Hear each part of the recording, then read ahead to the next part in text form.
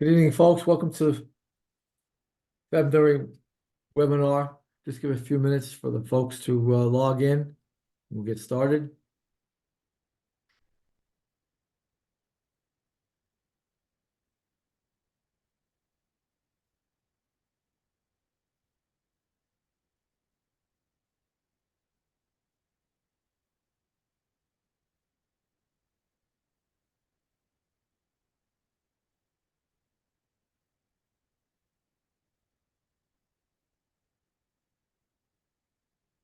I'd like to welcome everybody to the February webinar, the FASNY February webinar. I'd like to welcome Rob Leonard,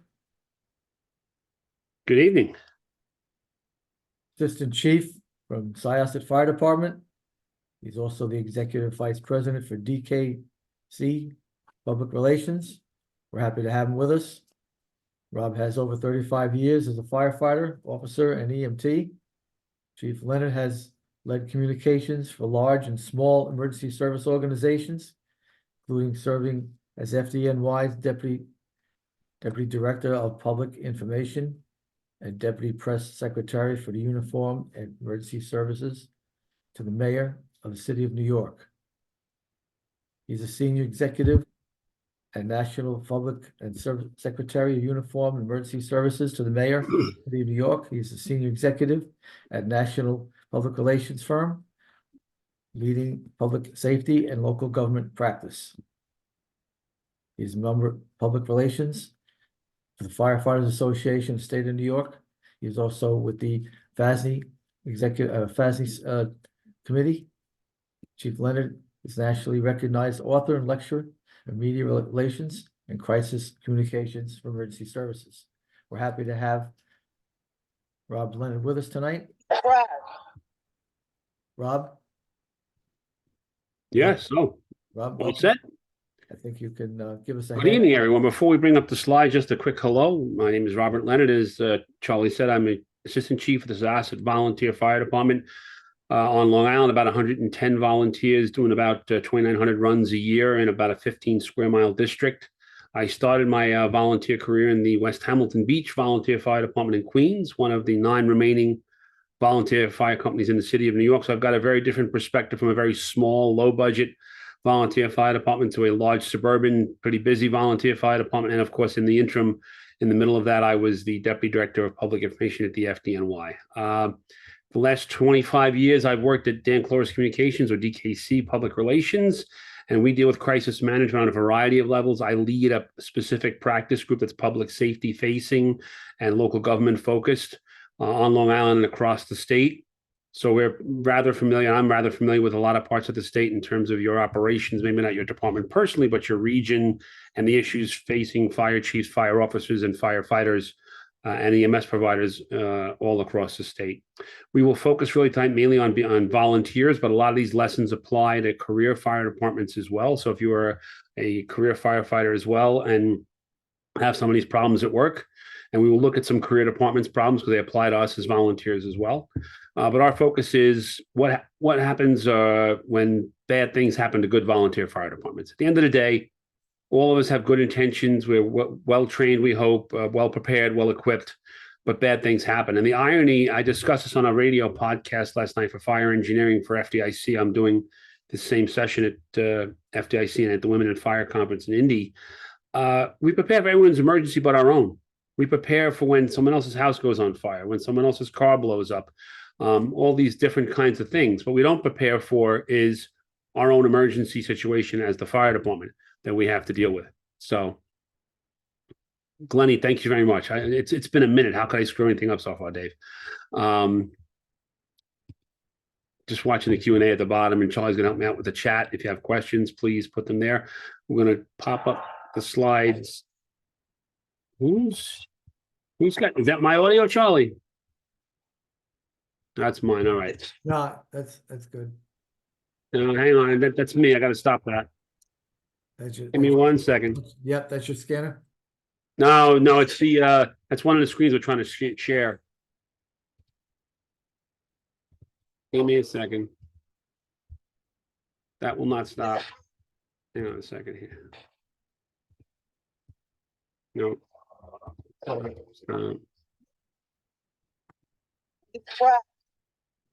on a second. I will do that. That solves that problem. Okay, sorry about the audio there, folks. Yeah, we got it. You'll enjoy that again in a few minutes. We've silenced that for now, so here we go. All If right. there are any questions, you can put them in the chat. We'll get them as we go along, folks. Okay, let's just get the screen going.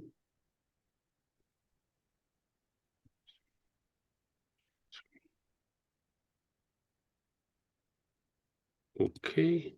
We will be toggling back and forth a little bit with some videos that are on the internet that we couldn't embed in the video in the PowerPoint. So please be patient with that. Give me 1 second to just make this full screen for you.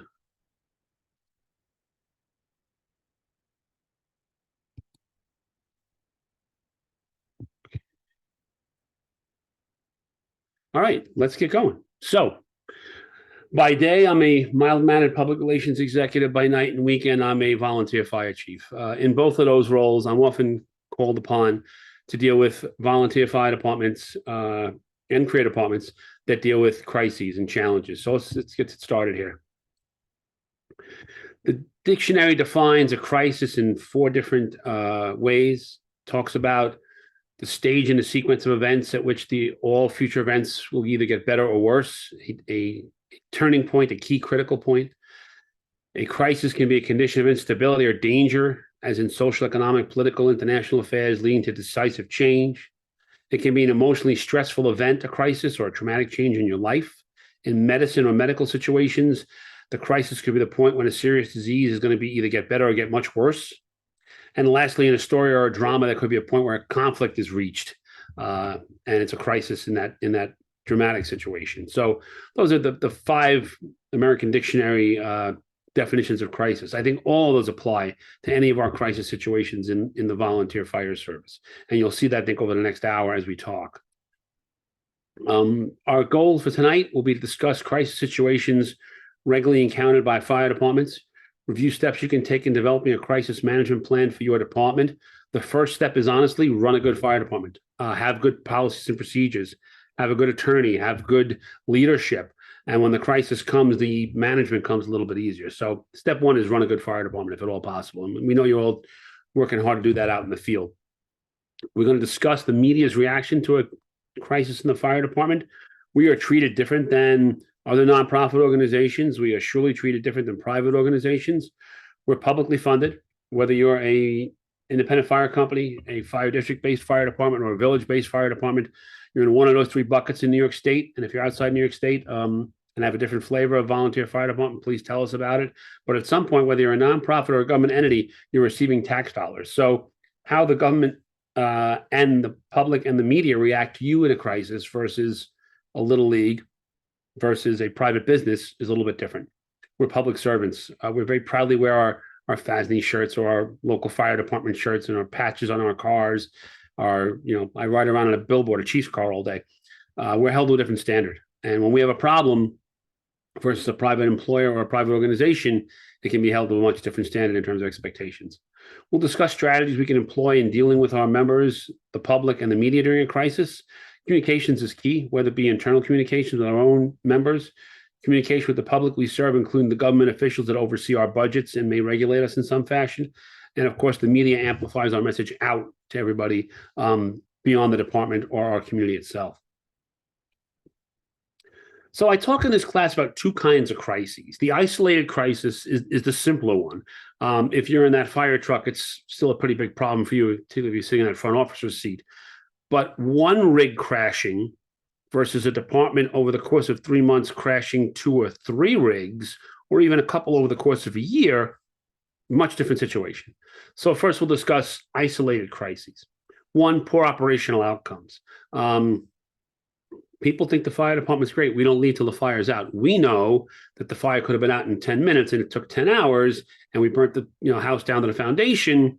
Most of the public doesn't understand that. But there are firefighters out in the world. There are plenty of keyboard commandos and YouTube quarterbacks, Monday morning quarterbacks who sit and look at our operations and criticize them. So a single poor outcome at a fire could become a problem. A long response time, a delay in water, understaffing, which in the volunteer fire service, what is staffing?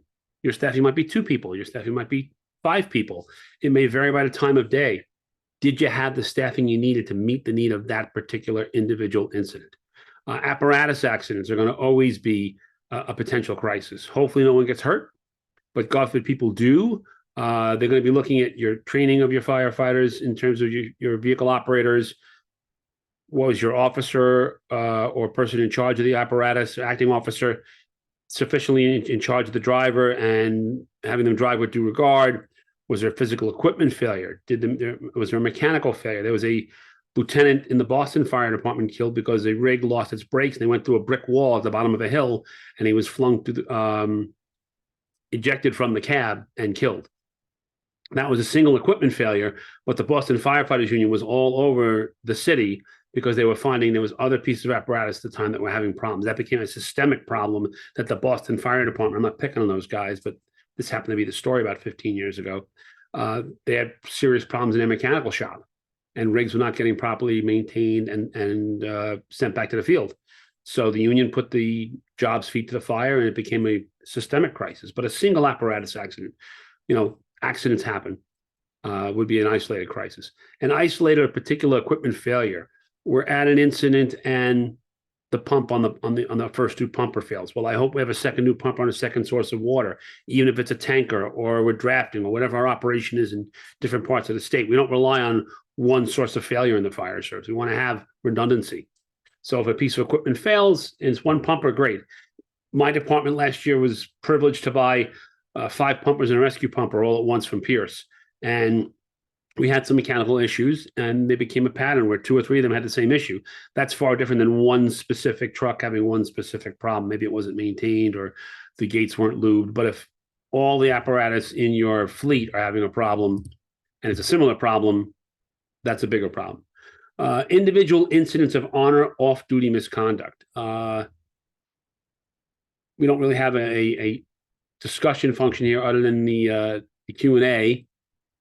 How do you handle things when the line is the crisis? I'm not quite sure what you mean there, anonymous attendee. You mean the hose line? I'm not clear what that question is.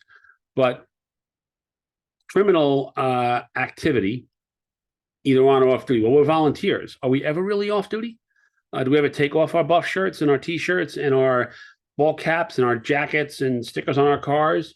No, we're very proud to be volunteer firefighters, and we're proud to say that we're on 24/7 if at all possible. We don't go to every call, but as many as we can. So criminal activity or misconduct on or off duty.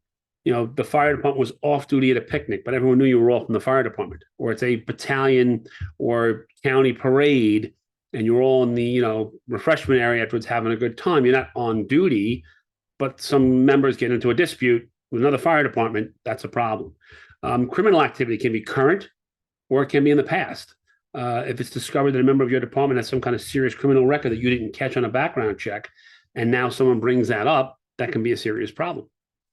So those are some isolated examples of crises we deal with on a regular basis. Just tone down the page there a little bit. The chief's never off duty either. Systemic crisis. These are bigger problems. A pattern of poor response times repeatedly. We are slow to get out or can't get out for like 3 or 4 fires in a couple of months. Or if we don't have that many fires, we're just not getting out to calls for several weeks at a time. That becomes a problem. Systemic mismanagement. Fiscally, there's money missing from the Treasury.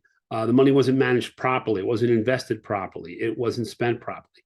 Is there administrative mismanagement? Are we making poor decisions on HR matters, on dealing with harassment in the workplace and the rights of people? And we're not talking one specific problem, but over and over, the ex-fire department has members quitting because they feel harassed by the chief, or one of the officers has inappropriate content in their computer, and multiple members have quit, and the administration didn't fix the problem.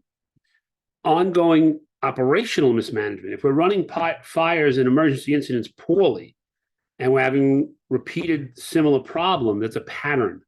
As they say, fool me once, shame on you, fool me twice, shame on me.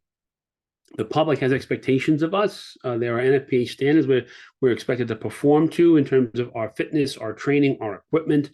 And if over and over, we're not hitting those marks, that isn't a one-off. You make a one-off mistake, I think the public will give you a break. If you repeatedly make the same mistake over and over, I think it becomes challenging for you to really tell the public that was an honest mistake, we're going to correct it and go forward. But it happened again 3 weeks later, and again a month after that, and again 6 months after that. Depending on the nature of it, it could have been 5 years ago. 5 years ago, you weren't properly following the NFPA fit standards for fit tests for your members, and a member died at a fire and didn't have a good seal. And now 5 years later, the exact same problem happened. That's a big problem. Legally, regulatory-wise in terms of PESH, but public perception-wise especially too. Amongst your members, amongst other fire departments, amongst the public, and again, the government officials we all answer to. Natural disasters can become systemic crises when your whole firehouse is wiped out. If you're a multi-house department and your firehouses are underwater or completely wiped out by a landslide or whatever act of God or force majeure is going on. Serious death or injury of a member, a single one, becomes a systemic crisis. It's probably time to pull things in, maybe even shut down your own fire department, bring in a other fire department to cover you for a few days, work out a system of mutual aid or whatever you want to do as you cope with that serious injury or death of a member. And then lastly, I call it the enemy within. People get unhappy with their situation in the fire department or any organization. It could be an employment situation, another volunteer group, a nonprofit. And, the old days, they'd say you picked up, dropped a dime or dropped a quarter. Now you pick up your cell phone and it's free and you start calling the news and you start giving your perspective on what you think is wrong with the fire department as a disgruntled member. So I'm sure if we had a show of hands here, we'd have lots of people who've seen that situation arise along the time.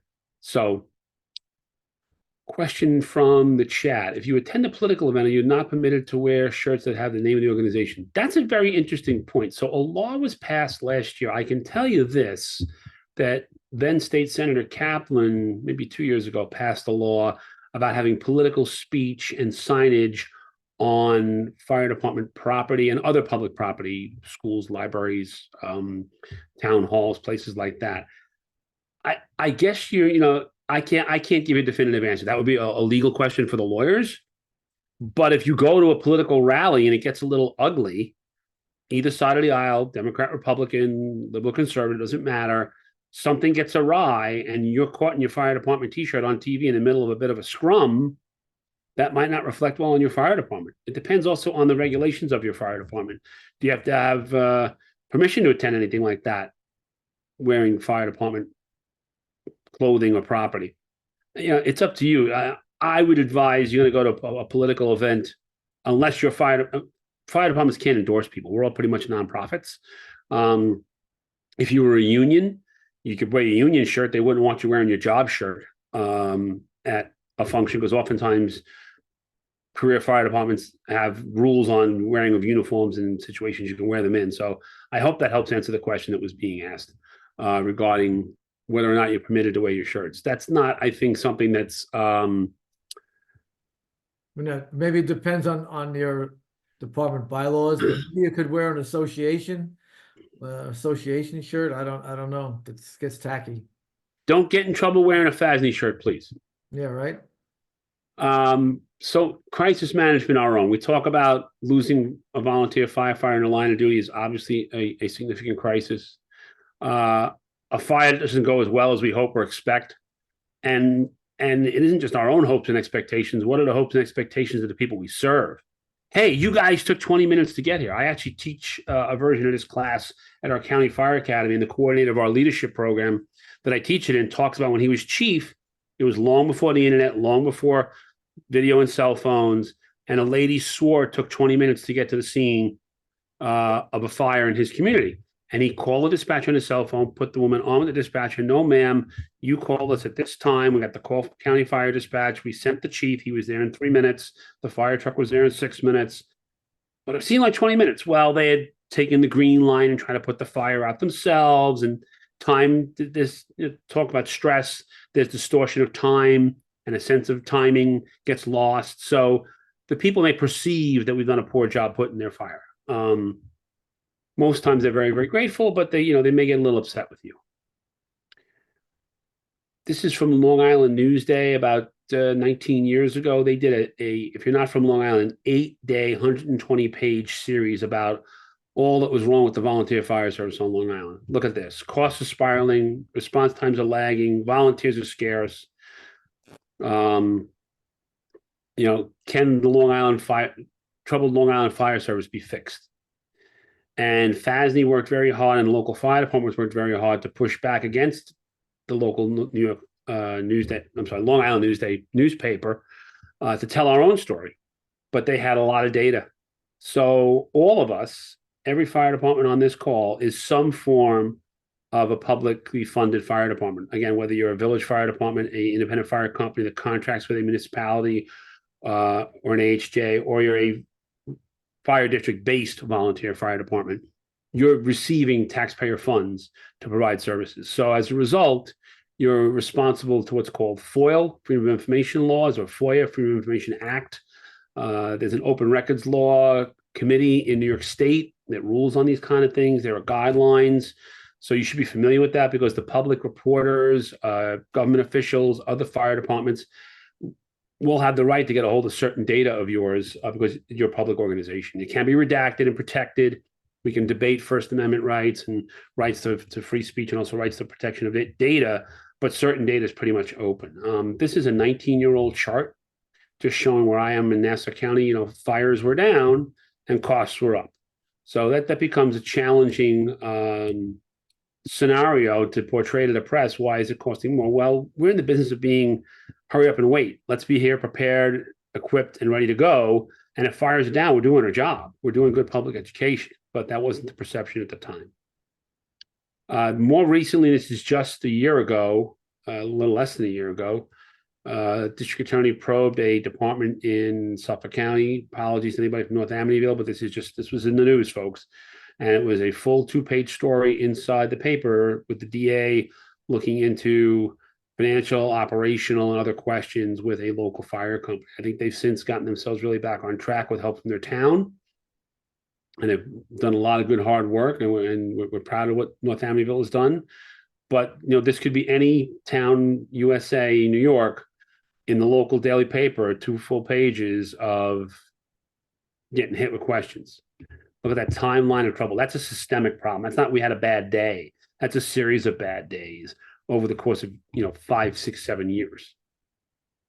So I did an experiment preparing for this class last year when I taught at FDIC and at State Chiefs. I simply put into Google, that's a Google search you're looking at, volunteer fire department treasurer. And instead of getting, and I hit news, instead of getting news stories about the 50-year treasurer who was being lauded for his service or her service, or the treasurer who saved money by getting a new accounting program or something, I got 2 full Google pages. The first 24 results were 24 different news stories from different markets across the state. You look on the screen, this is the sampling of it. Tennessee, Pennsylvania, the third one, I forget what county where Butler County is from. They were all over the country where the treasurer of the volunteer fire department misappropriated funds. I'm not picking on treasurers. I don't want that job. I'm not the treasurer of the Leonard household. Mrs. Leonard is, and she's much better at it than me. I might be the earner in chief, but she's the CFO. You wouldn't want me balancing your checkbook. I can write a press release about it, but you wouldn't want me doing that. That being said, with the admiration I have people who do that job, we have to watch who does that job. We have to have procedures in place to almost protect that person from themselves. If they're on a bad day, and I don't know, if I just take a few thousand, I'll get it back. I really need it to go pay a debt or a problem. It often doesn't come back, and it lands up in these situations. And the state controller just recently had a sting upstate in conjunction with the state police. I do not forget the upstate town. If someone wants to throw it in the chat, they're welcome to. The treasurer walked out with $30,000 or $50,000, something like that. The treasurer and his son, I believe. I'm not remembering. Brian McQueen or Dave Glenn, or one of you guys. If anybody remembers the name of the town, toss it in the chat. Not picking on those folks, don't know them, but the state police had enough evidence to pick them up and accuse them. So where there's smoke, there's typically going to be fire. Hannibal, yes, that was it. Made me think of Hannibal Lecter. Thank you, anonymous attendee. Nothing against the Hannibal Fire Department. Did they have procedures in place? and what was their statement to the media and to their members and to their government officials afterwards. We're going to switch over to YouTube for a second. Give me a second to switch screens. We're going to do a different share now with, okay, that one.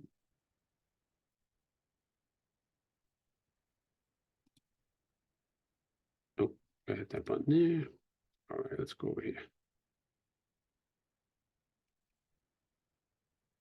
Okay, where is it? Hang on a second, Charlie. It played good before, Charlie.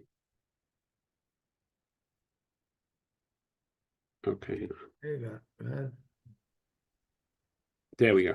All right, you got it. $22,000 with roughly $420 million donated to support diverse small business owners. Wells Fargo, the bank of doing. A recent TikTok video of Bell County Fire Department and the chief police of Nolanville has gone viral. Fox 44's Hannah Hoover has more information on the incident and how the two entities are moving forward. Hannah? Earl, in the viral video, we see a heated conversation between the interim fire chief and the police chief. Police Chief Hatton tries to remove a fire truck from the firehouse that the city paid for. This all started when the Central Texas Bell County Fire Department asked for a new liaison to its board of directors. The city did not comply. At the time, the liaison was Police Chief Michael Hatton, who previously served as the board's president. After a recent board meeting, interim fire chief David Nobles notified the city through an email that they were dismissing the current board and replacing them with a new one. Came from Chief Nobles saying that the members had voted to dismiss the board because of different disagreements and behaviors. Once again, it's in the middle of the night. Everyone is totally shocked on what just happened. Our issue was that we was not given notice that this was going to happen. And then we wasn't given the opportunity to hear whatever grievance they may have and an opportunity to respond. Stephen Drayton served as the board president since 2022. Drayton believes it was a clash of personalities and a handful of instances that sparked conflict. Fire Chief Nobles confirmed this, but added that there have been financial questions as well. The city of Nolanville provides the volunteer fire department with $45,000 for bills, such as utility and other fire-related expenses. Just a few months after the most recent board was appointed, funds ran out. So $45,000 a year? Okay. We can still respond to calls in the community, and that's just the way we feel about it. The fire chief says the treasurer was reinstated by the new board, saying she previously had no access to financials. So what does this mean for the people of Nolanville and their safety in emergencies? The volunteer fire department will continue to service Nolanville with no changes to response times, thanks to the city of Killeen for donating a truck. We don't want this drama, but in order to do that, there's got to be steps taken, and right now, this is our move. If you don't want to help us, then we're going to have to figure out another way to keep serving this community. Interim Fire Chief Nobles assured me that volunteer department will continue to serve the people of Nolanville with or without funding and support from the city. Live in the studio, Hannah Hoover, Fox 44 News. So in that particular story, and unfortunately the TikTok video has been taken down. The TikTok video was a confrontation between the sheriff, who was sent by the city to come take back the fire truck, and the interim fire chief yelling, "Get off my property, get off my property." He said, "I'm the sheriff and I've been sent to take back the fire truck that the city paid for." And they were going back and forth. It was very petty, finger pointing, kind of hollering. Unfortunately, I guess someone got their act together and got that TikTok video removed. So it's gone down. So that was a situation where an internal political strife within the fire department became a external pretty big deal. And whoops, hang on a second. Let me just skip ahead here. There we go. Because they didn't have a game plan. So the time to develop your crisis management plan is long before the stuff hits the fan, as we say. Crisis planning should be an ongoing exercise. We do it for firefighting. If we got a new building in town, we go out and pre-plan it If we got a new EMS procedure, we practice on the protocol or a piece of equipment. We should be sitting there watching a video like that and saying, if tomorrow the board of directors suspended the president or chief and the media is knocking on the door outside asking questions, what are we going to do?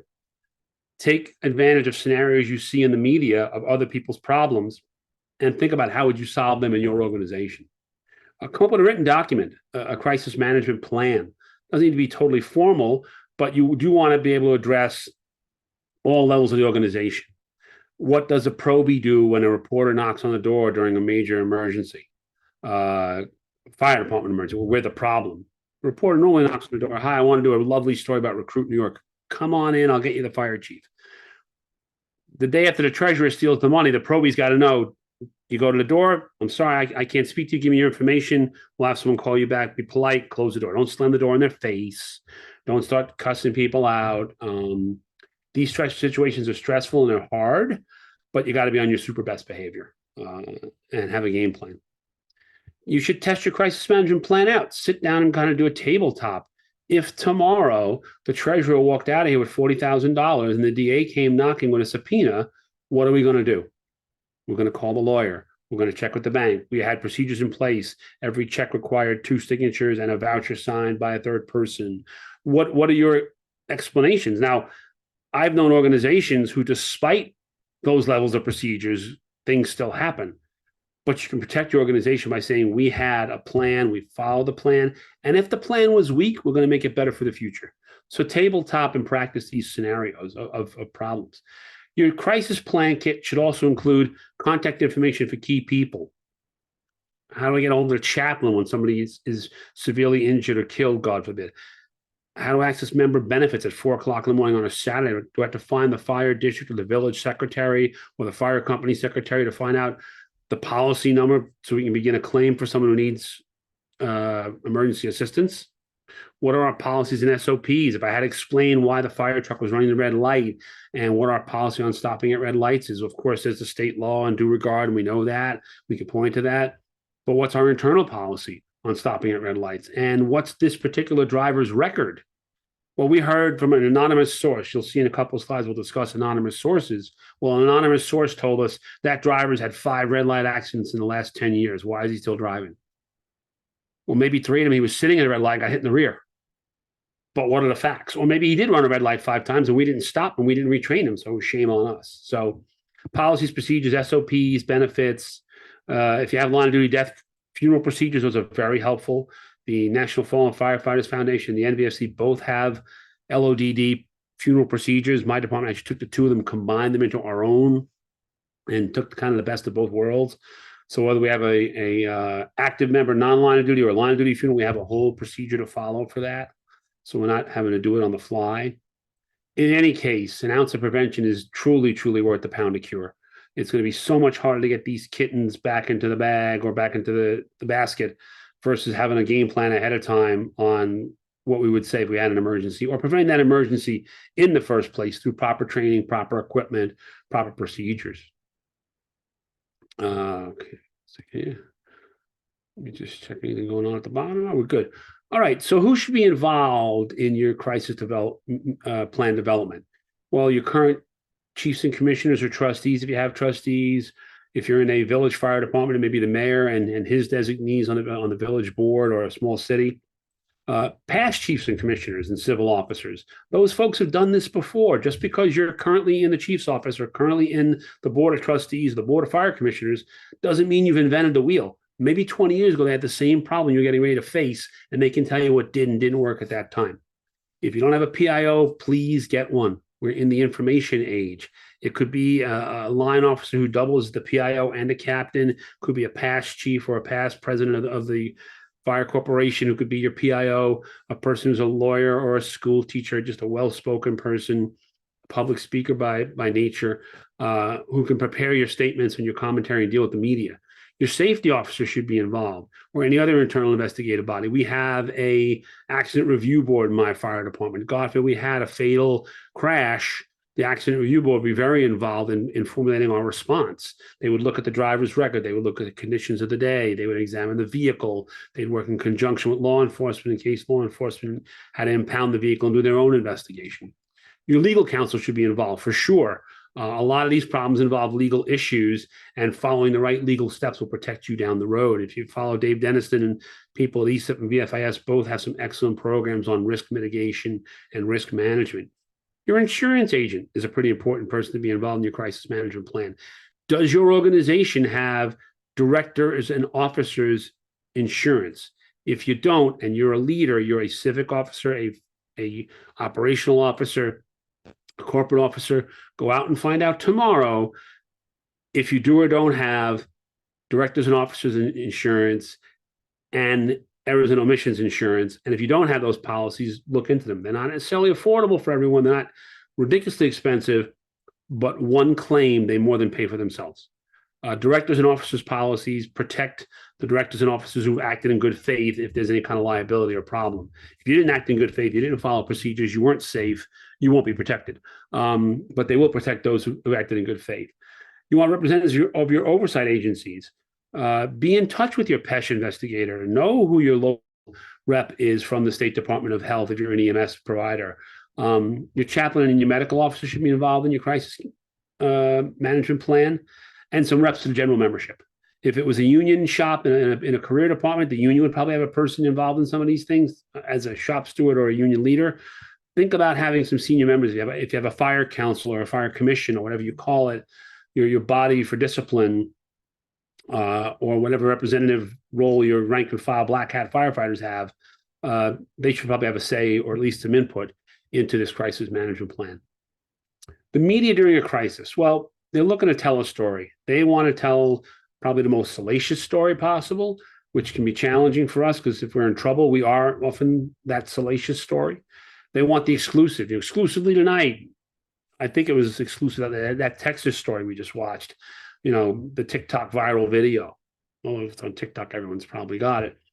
The press are curious and intuitive by nature. They're trained in journalism school to ask questions, much like attorneys, much like doctors or EMTs or paramedics getting a medical history from a patient. A reporter is going to want to get the history of the problem here and look for an angle or a story. They're driven by deadlines and ratings. The more interesting they can make that story, the more people are going to watch it, the more clicks it's going to get on the internet, the more eyes on TV or in the newspaper. And they have deadlines.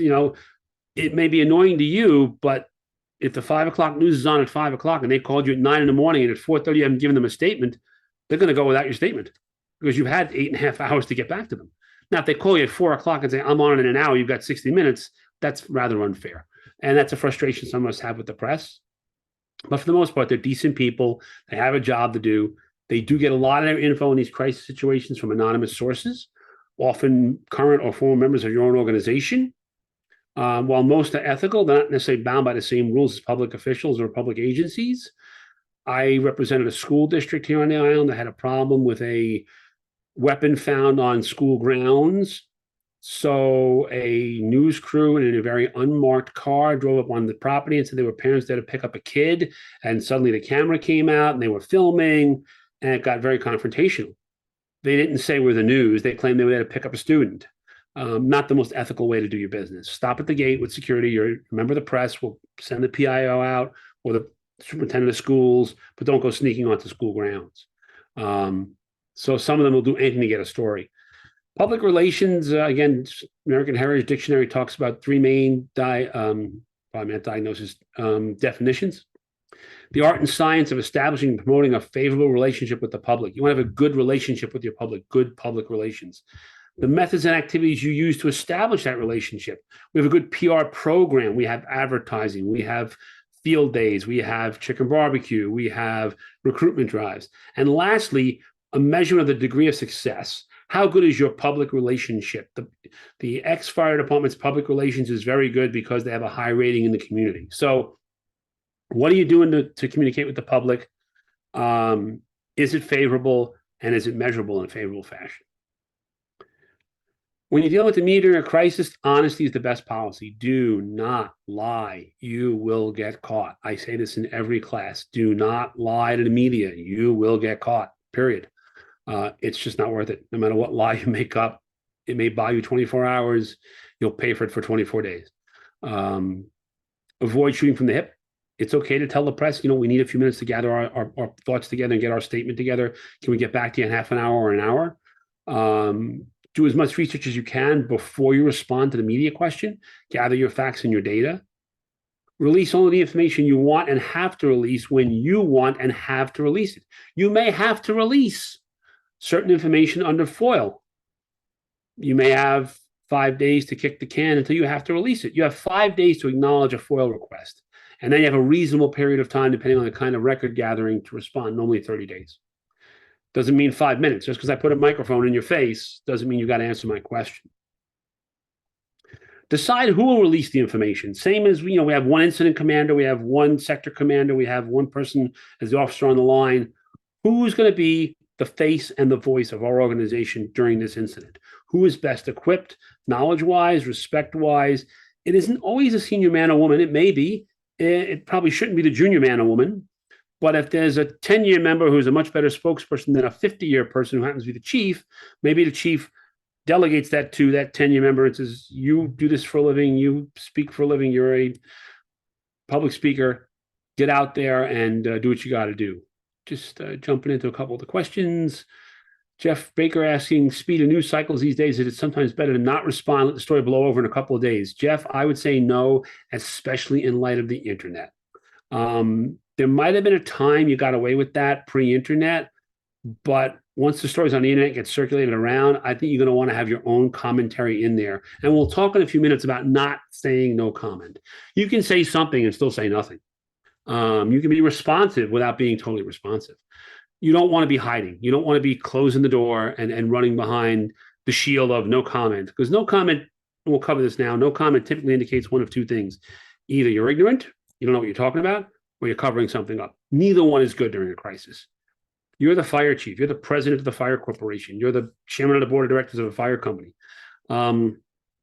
If you can't say it all, you be honest. I can't get into all the details, but I can tell you that these are the following questions that I can answer, and be truthful and say when you can answer certain things too. But I would not let things just blow over, especially these kind of problems we're talking about. Dave Glenn talks about remembering, set a higher standard and we're held to a higher standard in the public eye. Absolutely. The volunteer fire service or career, anybody in first responder, communities, police, EMS, other public safety organizations, we are held to higher standards. We get to do other things they don't get to do. We drive on the wrong side of the road, go lights and sirens, dive out windows, get our picture in the paper. Well, the expectations are higher too. So when you're wearing that fire department t-shirt out at a public event, you could be at the bar. Careful what you say and who you say it to, because it's going to become now the ex-fire department said it, not firefighter Y.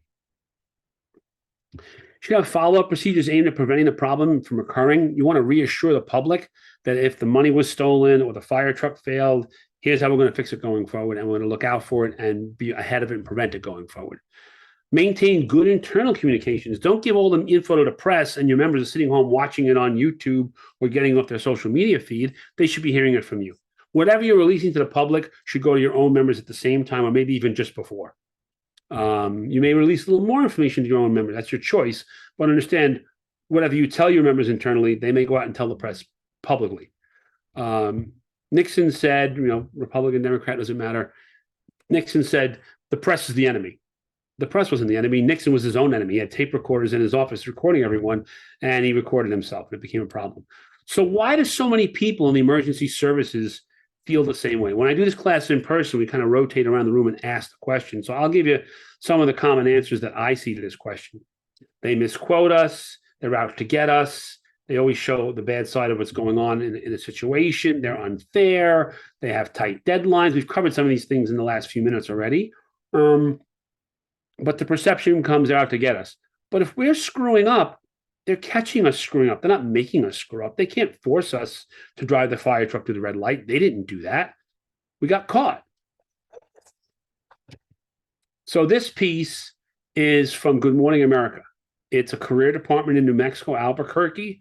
Let's all sit and listen to what happened with this 911 call. Good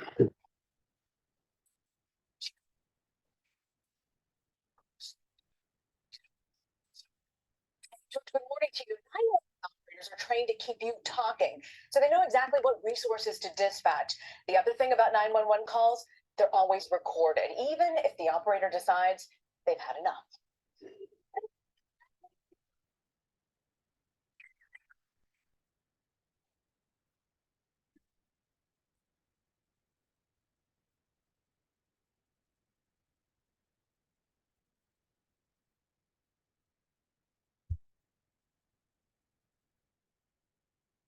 This is the desperate call following a fatal drive-by shooting last month. A woman frantically calling 911, looking for help to save 17-year-old Jaden Chavez Silver's life. About 2 minutes into the call, the dispatcher who received the call allegedly hangs up.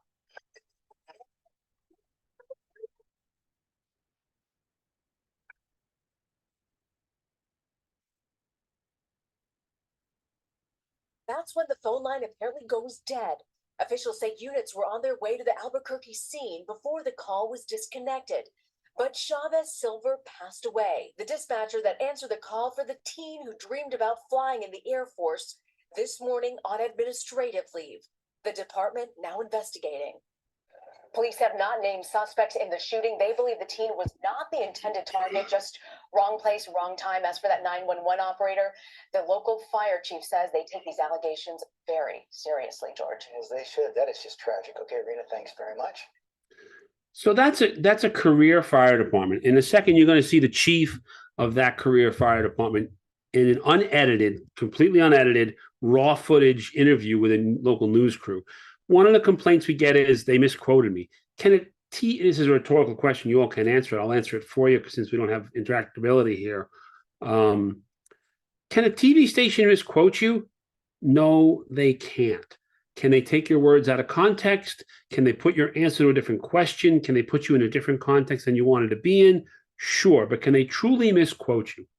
Absolutely not. So the chief here probably gives like a 15-minute interview. We'll look at maybe 5 or 7 minutes of it to give you a flavor for it. Does an outstanding job of leadership to his firefighters, to the community he serves, to the media, to the government officials he answers to his mayor. He's outraged. He's very upset. And he's not happy that this happened. And he's extremely, extremely conciliatory to the family, makes it clear this is intolerable, and his fire department is going to fix it. He's not a raving lunatic, not yelling his brains out, but he is firm and he is clear. And I think if you live in Albuquerque, New Mexico, and had this tragedy happen with his 911 call with the hang up, you'd feel confident with this chief being at the helm. Okay. It was outlandish, unforgivable. You cannot call 911 and be treated like that. Can't do it. Unacceptable. I can tell. I mean, you're visibly upset Yeah. about talking about this. Yeah. It's just, what do you have to say? I can't have the citizens in the community think that calling 911 isn't going to result in professionalism and a response that's going to save lives. And in this particular incident, didn't happen. Flat out, didn't happen. The citizens should be outraged. I share their outrage and their disappointment. What do you have to say to Jaden Chavez Silver's family? My deepest sympathy and condolences. We did dispatch the units and they got there within the appropriate response time, but that's second to what occurred. When you call 911, we have specific procedures that say you stay on the line and comfort and support the 911 caller and help whoever is in trouble. And we didn't do that. Another contention here is that because of, I assume, medical reasons, a lot of that call was redacted. We got a little bit more insight from the 911 caller when we talked to her. But I'm wondering if there's anything you can let us know about that. Did in fact she tell him the home she was at, the address? Did she in fact say, this is the number you can call me back on? I know there was somebody else in the background on the call that shouted out 1101 Nokomis, and I believe she repeated that. And I'm sorry, the second half of the question. I was just kind of referring to those entry questions. Right. I talked about there. Yeah, and I don't remember where the callback number. I think the PD dispatcher had captured that. And she also did tell our dispatcher, she confirmed as well for our dispatcher that she did have an address. It sounded too, I mean, in the call, you can hear she is doing all she can. She couldn't have done anything better Oops, sorry about that. than she did. I can't believe that a 17-year-old could have that much ability to, I mean, she's doing CPR, she's giving somebody direction on how to control the bleed that was occurring, and she was doing that all on her own. It's amazing. And on the phone with this 911 dispatcher. Right. Who, I don't think even if we'd have stayed on the line and given her direction, she could have done anything better or different, but she needed the support. She needed the reassurance that what she was doing was the right thing. She didn't get it. I don't know if you can speak to this, but what is morale in the alarm room right now after this happened? It's pretty difficult. They're shaken up over there right now. I mean, they're uniformed, sworn firefighters, and they understand what the expectation and the standard is. And we didn't meet that. And they're taking it to heart. They realize that a huge mistake by one person was made, and we don't want that to be a reflection of the entire 911 system. But they realize the significance is what have happened. Yeah.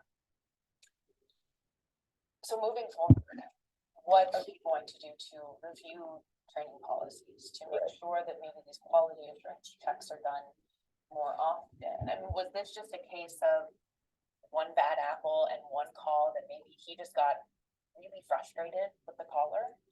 I think so. I do think this was an isolated incident. I mean, the dispatchers process tens of thousands of calls a year, and this happened one time, but that's one too many times. And so we'll look to see, I mean, the way the call got processed and the way that the call got dispatched technically was the way it should have been done, but you can't disregard the human element of the 911 call, and that's where we need to make sure we address the deficiency. Piggybacking on that, and I might have answered this earlier, but I'm just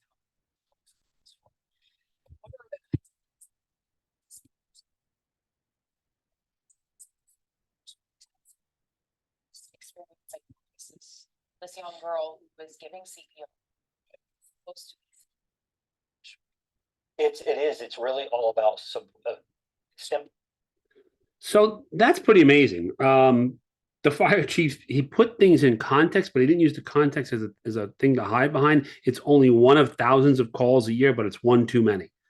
That's an extremely well done interview. Again, that's not edited. That's not cut down. That's live. You see him rocking in the chair and moving about and getting emotionally frustrated. He's very upset that his fire department didn't have their best day when someone was having their worst day. So we talk, good segue, about what is the job of the media. They want to inform and tell a story. She was looking for different angles, and he at a point said, I'm sorry, can you give me the second part of that question again? She took a pause and had to repeat the question. It's okay, even in a crisis situation, to say, hey, can you give me a second to get my thoughts together? Or can you please repeat that question for me? Meet the reporter ahead of time.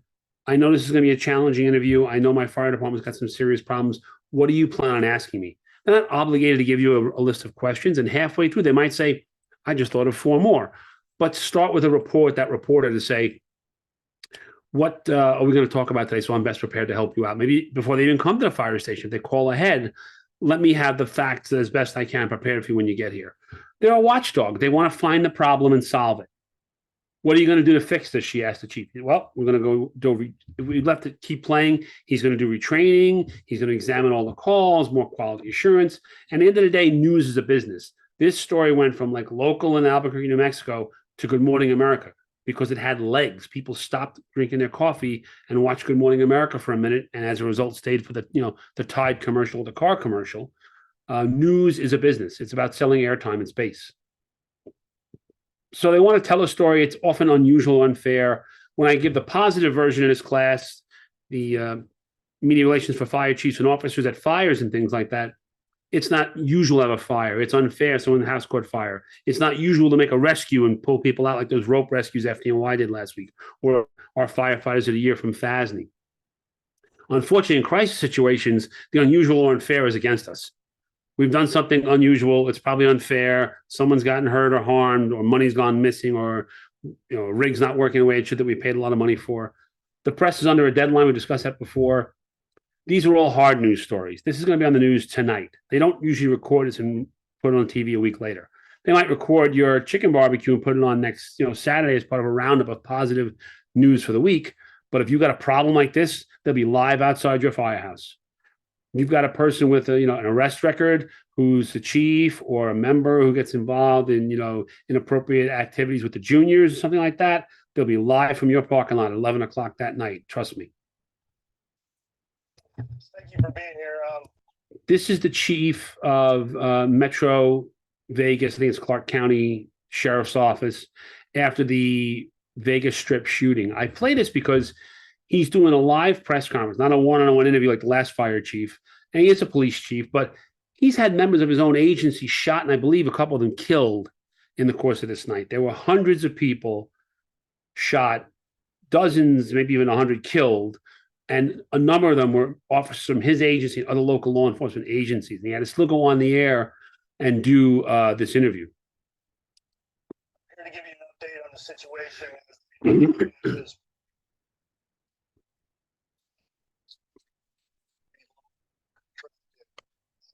we get to the bottom of everything associated with it.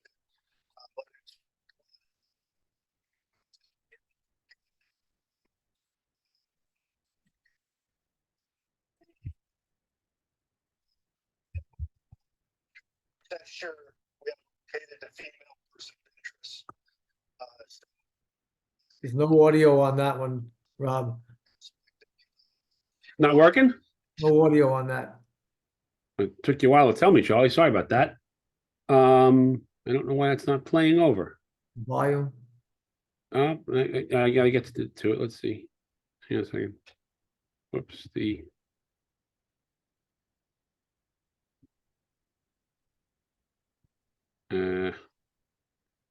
on. All right, we'll skip past that. I apologize. We tested these earlier and they were all working. That was the Vegas chief talking about. He was his second briefing of the night. In the earlier briefing, he had put out an alert for 2 vehicles. They'd found those vehicles. They'd found the people of interest. The shooter had actually taken his own life. He talked about the injuries and whatnot to that moment. He talked about members of his own agency and law enforcement being impacted. Officers were engaged in the firefight with the shooter. He talked about being a very fluid situation. These are all okay things to say. Look, we've just started an investigation into the fact that our treasurer may have stolen an amount of money. How much exactly? We're working with our accountants. We don't have that information. We're going to share out with the DA before we share it with you. But we want you to know we're aware of the problem. We're investigating. This is what I can tell you at this moment. We talk about interviews. That fire chief in Albuquerque in particular, that was his interview. It was very clear he was half that conversation. It wasn't just a reporter throwing questions at him getting kind of pummeled. He had his points to make. He was very clear what he wanted to talk about. He must have known coming in, he wanted to make it clear that this was an atrocity, not going to happen again. Only one of thousands of calls a year that his dispatchers process, but he's still going to take it seriously. And he probably knew what questions to expect. You will know what questions to expect. You read the news every day. You watch television news. Like anything, it's a perishable skill. If you've never done it before, I get people all the time. I do a class for fire officers and chiefs on how to do interviews. And we talk about most of them would rather have a root canal than do a TV or a newspaper interview. Practice makes perfect. Pull out an iPad or a phone and videotape each other in the chief's office or in the boardroom, practicing doing interviews, particularly about tough topics. You can have some fun with it along the way and, be a little goofy, but tabletop it. Drill on it. Practice. You practice everything else. You practice throwing ladders, stretching lines, bandaging, CPR. Practice this skill. It's an important one. Television. Looks do matter. Look the part. If you're going to go out and represent your fire department, look appropriate. You don't need to put your Class A on, but look put together. Avoid distracting manners. If you've got to go to the bathroom, go before you get there. Don't be clicking a pen or tapping your feet or moving about. The way to avoid getting, quote, misquoted on television or taken out of context is to speak in usable sound bites, 10 to 12 second single or 2-sentence bits of information, and then stop. Wait for the next question or let it breathe and give the second half of your answer. Don't give them verbal diarrhea. They will cut up and chop out what they want. It is totally okay to appear at a press conference with notes or a press interview, to be prepared. Live interviews versus taped. I would never, ever, ever do a live interview for a crisis situation. They've got you on the ropes. You can't walk away. Typically, I tell people at fires, I prefer live interviews where we're the heroes. I can just keep talking. I've had people in my ear tell me, he's done, cut him off. I'm just getting my message out about fire safety, smoke alarms. But in a crisis situation, you probably prefer a taped interview at a set time. And you can tell the person, may I give that answer again? You can't pull back what you said, but if you said it poorly, they'll let you say it again so you're not tripping over your tongue. Radio is much more about sound bites. You've got to describe the situation, describe your emotions. You don't have the ability to show your face the way the chief did in Albuquerque. We say looks don't matter. And again, avoid background noise. Don't be in a noisy place. Try to be in a quiet place, preferably from a landline if you do a radio interview, if not in person. Print is the place you can get misquoted. This is an old slide. Nowadays, they really just carry iPhones and hit record. Some still take physical notes. The lady on the left is the reporter. The one on the right is the PIO. The reporter is writing down what she thinks the PIO is saying. It may not be word for word what she is saying. So it's key to stay on message here. You want to deflect badgering questions. They ask you 5 times, was this fire arson? I've told you 5 times. The county fire marshal is investigating. I am the fire chief. Our job is fire suppression. We put the fire out. I can talk about that. I'm not a fire investigator. But was it arson? We heard it was arson. One of your members said it was arson. A neighbor told it was arson.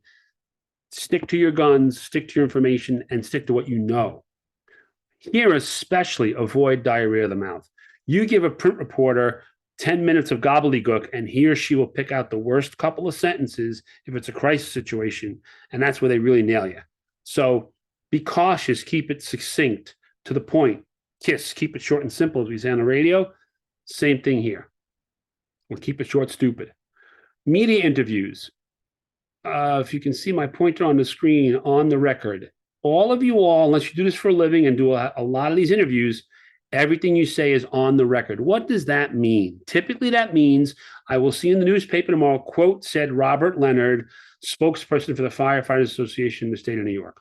On background might say a fire department source said, blah, blah, blah, but doesn't identify me. Off the record should never appear in print.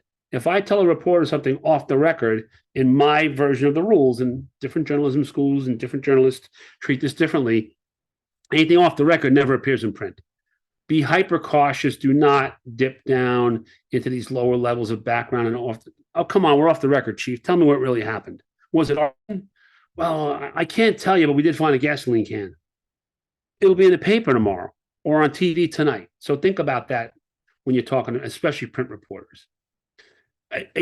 Typically, a videographer from a TV station or a radio reporter with a microphone, you'll see them turn on their recorder.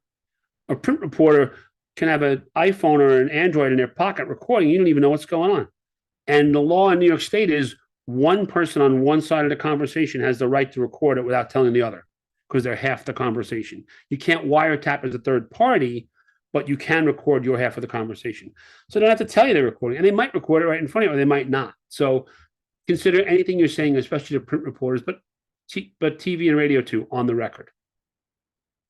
Freelance journalists, these people who run around with cell phone cameras and then sell their footage to the media. They can be highly entrepreneurial because they're going to get paid money when they sell their footage. They can be very aggressive. They don't have an editor you can call, or a producer, or a station boss at a TV station, or the publisher of a newspaper. Social media, very quickly is defined as websites, other means of communication that are used by large groups to share information and to develop social and professional contacts. We've got all kinds of them in the fire service. GroupMe, folks, is really considered a form of social media. Something is just messaging, but what does it do? It communicates with large groups of people in an online method. So 2 rules of firefighting, just some fun here. Everyone goes home and don't end up on YouTube. If you screw up, it'll be on YouTube. Trust me. Matter of fact, we will take a quick second here and we'll say, you never know who's got a phone. You never know who's got a camera. And we're going to just switch here. Stop sharing. Give me a second. We'll switch up the screen share real quick. If you heard all that noise and clatter in the background before, I do not recall what city this is. Something makes me think it's Philly. If someone knows, drop it in the chat. I'll put the sound back on for you.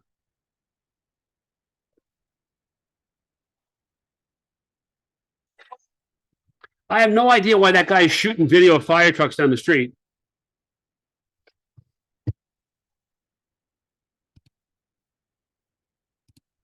So that's just some guy in a corner with a cell phone that happens to just, you shoot it down the block, and away we go. We're on YouTube.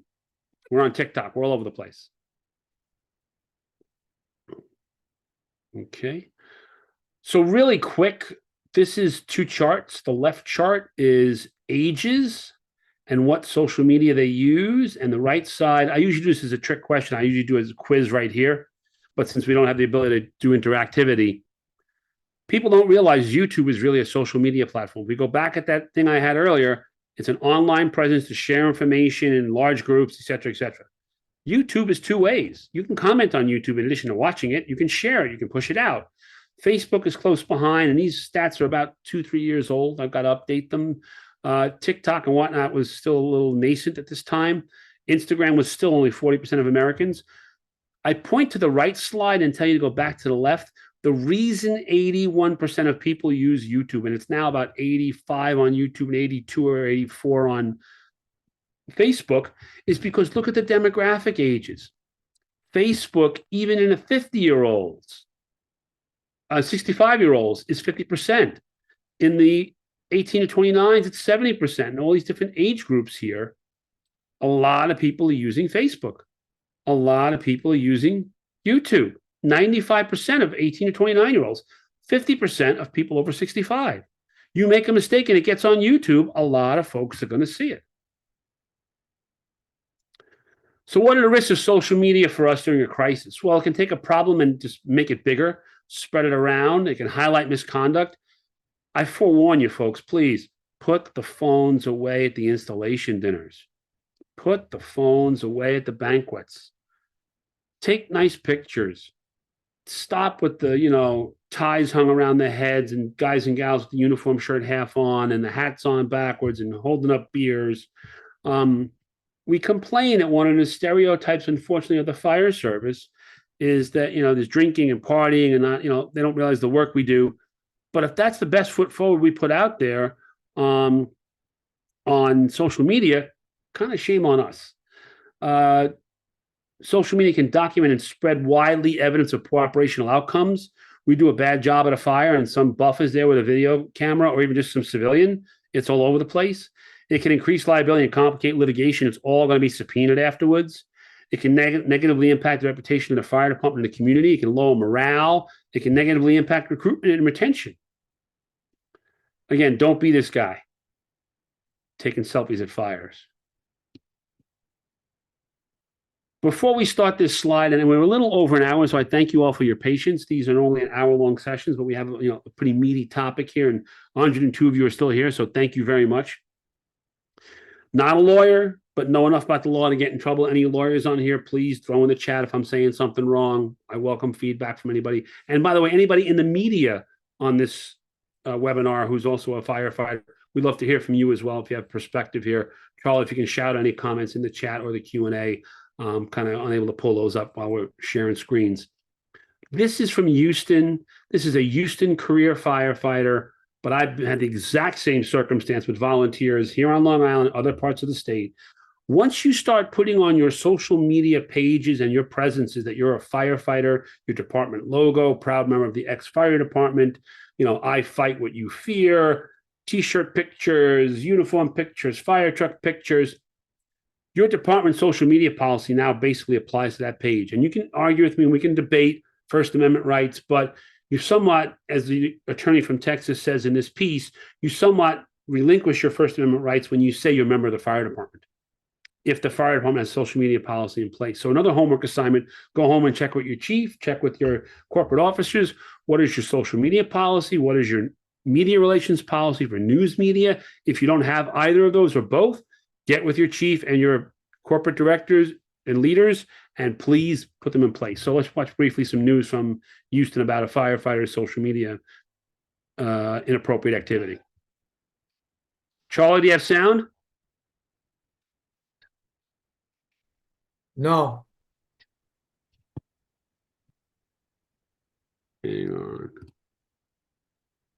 To Got it determine now? just that. Yep, News yep, reporter yes, Sonia yes. joins us live to explain this. Sonia? Well, Dave, since we started asking questions this afternoon, this HFD employee changed his Facebook page setting to private and removed where he works. Now, this investigation is just getting started, so we're choosing not to name him. This is the image at question. The veteran of the Houston Fire Department posted it on his Facebook timeline and at one point even as his profile picture. When we brought it to the attention of the Houston Fire Department, Chief Terry Garrison responded with a statement. As soon as I was aware of the situation, I adopted a complaint on the matter, launching an internal investigation. Your rights of freedom of speech and freedom of expression stop when you work for somebody to the extent that there's policies in place.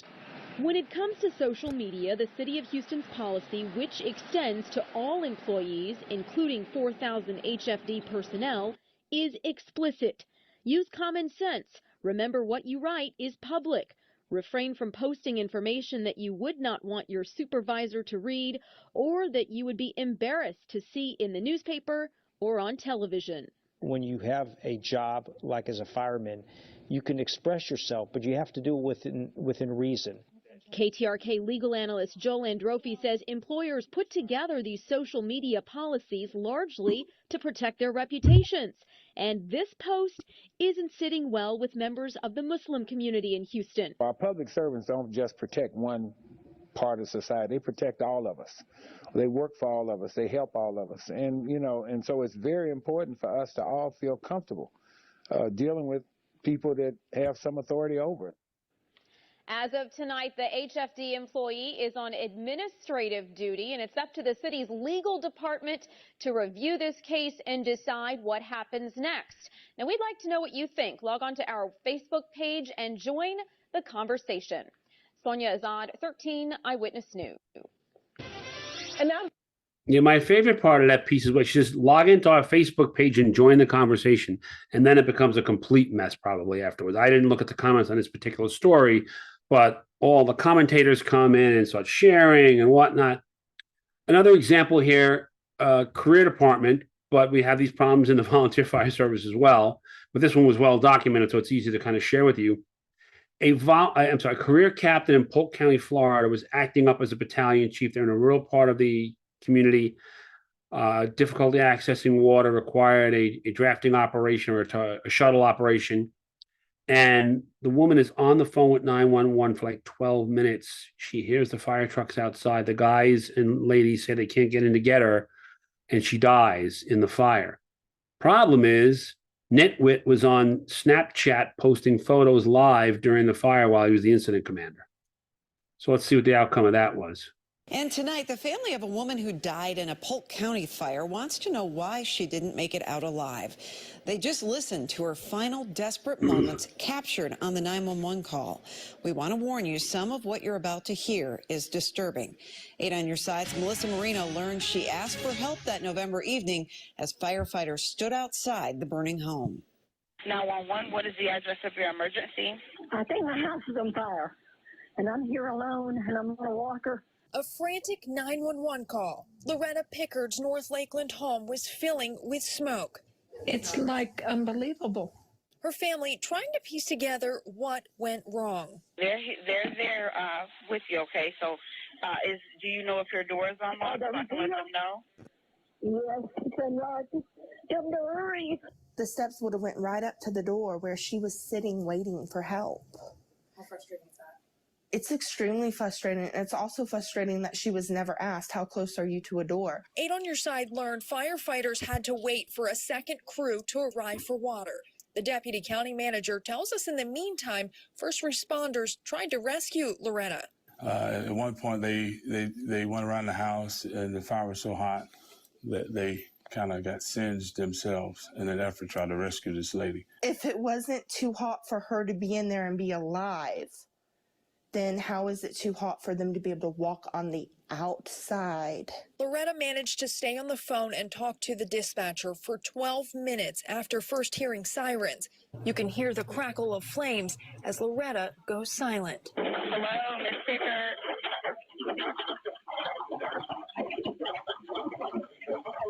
Family contends that the home was not fully involved in flames when firefighters arrived, yet Loretta was never rescued. In Lakeland, Melissa Marino, News Channel 8. So this guy was such a character. When they investigated the first incident, we talked about the isolated crisis versus the systemic crisis. He had Snapchatted a video during another fire. I don't think it was a fatal fire. So what became of him? Alert us into our newsroom out of Polk County. The firefighter wrapped up in an internal affairs investigation, turned in his resignation letter. Captain James Williams Okay, making sure he's resigned sound. this morning. He's accused of sending out a Snapchat video while a woman's home was burning. She was still inside and later died. Posting videos on social media is against policy. The county and department says it has no further comment on Williams' resignation.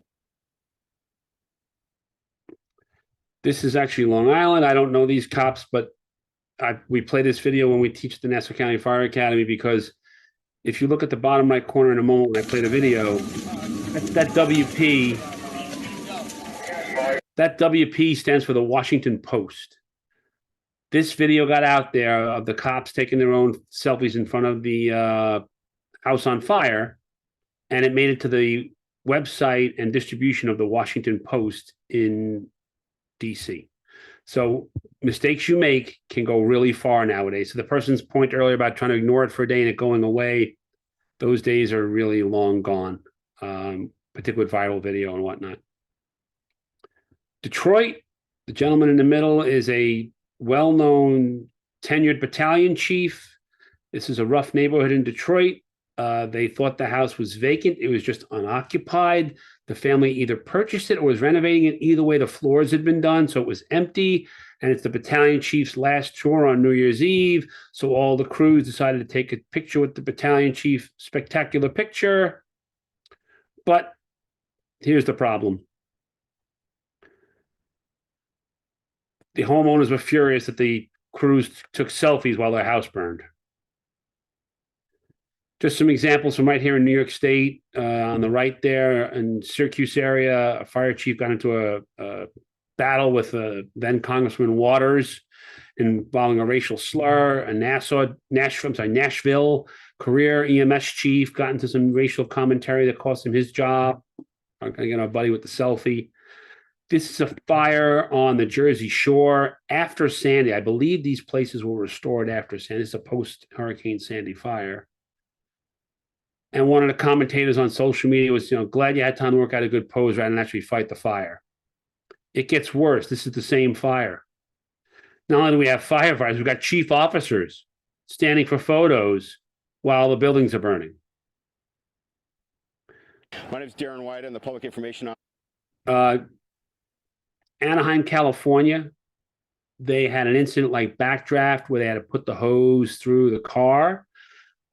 People on social media were outraged when they saw it. Why'd you have to break the windows? Why couldn't you run the hose around it? So they fought fire with fire. Anaheim went back on social media and put up their own video explaining why they had to put the hose through the car. We'll just watch a couple minutes of that real quick. My name is Darren White. I'm the Public Information Officer for Anaheim Fire and Rescue. On February 26, 2019, Anaheim Fire and Rescue responded to a residential structure fire in the 1100 block of Northwest Street. When they arrived on scene, there was a vehicle parked directly in front of the fire hydrant, restricting firefighters' access to that hydrant. Oh, it pains me, Bull. We posted on social media about this incident to be educational and illustrative of why it's important not to park in front of a fire hydrant. That post went viral with over 2 million hits across the world. We've had calls from Italy, Holland, and everywhere across the world regarding this post. Many of the comments were positive, but we did receive a few that were negative, asking us why we hadn't run the hose underneath the car, over the top of the car, or around the car.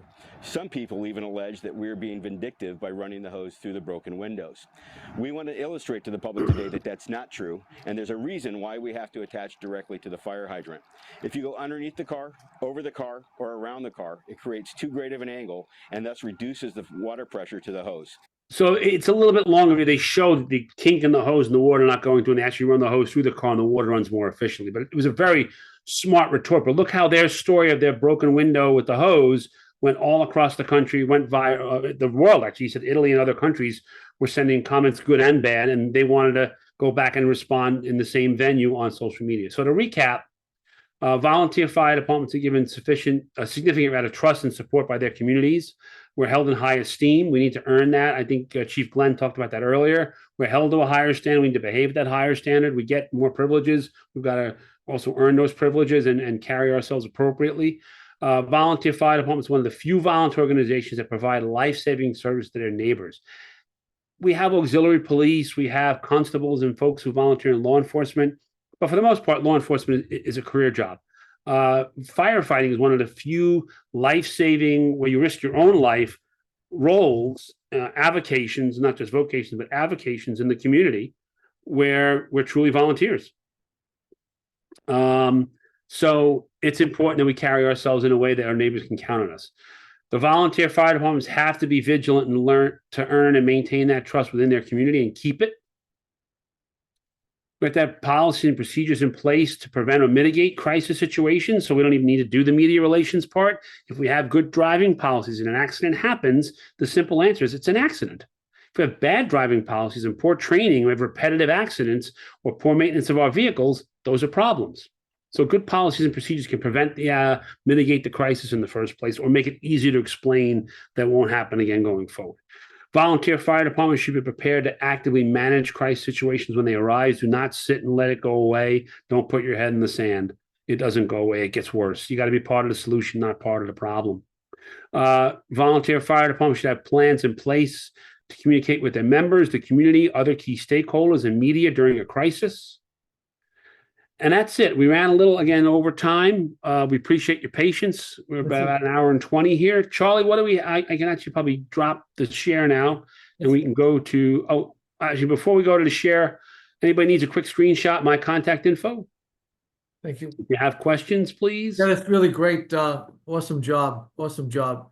Just a question that came up from Jeff. I think you had answered it in your presentation about the speed of the news, whether you should not respond and let the story blow over. Yeah, we talked about that. Things have changed. Maybe that's not 40, 50 years ago, you might have got away with that. They don't blow over now. That's not going to happen. Not with social media, especially. Right. Can a person that runs for public office write on their pamphlets that they're a member of their volunteer fire department? Past practice, many that are in the office use social media on their pamphlets. Yeah, I am not a lawyer. I think it's fine to say what your resume is, to imply the fire department is endorsing you, to start taking pictures in front of your volunteer fire truck with your family for campaign literature. If you have existing photos of you in your fire gear, or you have an existing, your resume is, I am a public relations executive, a volunteer fire chief, a soccer coach, that's fine. But if you start trying to imply that the ex-fire department is endorsing you, or that you should be voted for because you are a firefighter solely, that probably becomes problematic. And it depends on, to Charlie, your point, your bylaws and your local organization's rules. Yeah, right. I mean, when you become a member, you take an oath to follow your department's bylaws, and if you give up, you have to follow those rules. Yeah, agree, Dave. Glenn, Rob did a great job, and Rob, you'll be out up at Old Forge in September, the weekend of September 12, 13, and 14, giving a presentation for FASNY.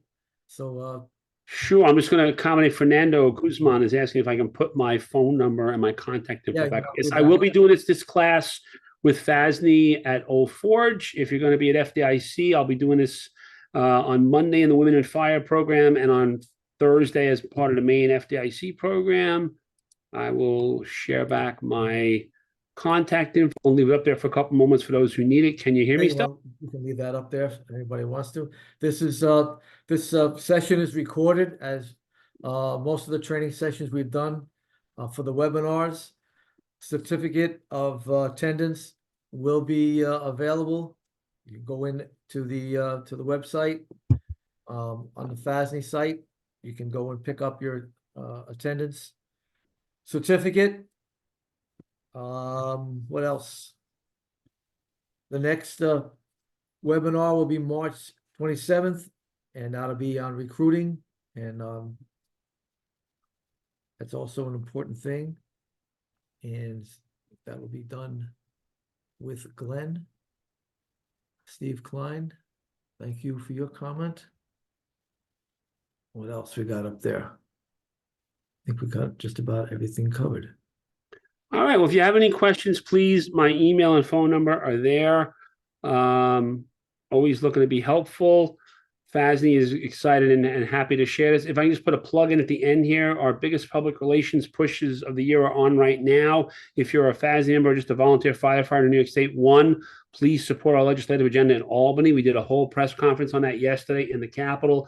And Right. two, Recruit New York is beginning. There are some exciting new aspects and facets to the program this year that you'll hear about in the coming weeks. But please plan the week of April 13 and 14 to have your firehouses open. And we may send media your way in a positive way. So in the non-crisis fashion, we'll be out there doing media on Recruit New York as well. So please help and support FASNY's media efforts, and we appreciate that. And March 27th will be our webinar on recruiting, and Dave Glenn will be doing that for us. So get on the website and register for that. That'll be another awesome webinar. And Rob, thanks for doing this with us. It was awesome. A lot of information on there. I hope everybody enjoyed it. I did. Appreciate all your patience, folks. We ran a little long, but I hope it was worth the time. But I think there was a lot of good information there. Thank you very much, Charlie, to the committee and for FASNY for the opportunity. And thank you all folks out there in the internet land for sticking with us. We appreciate it very much. Have a good night. Good. Have a good night, folks. Again, Take care. Specifics will be available on the website. Just log right in. All right. Bye. Thanks.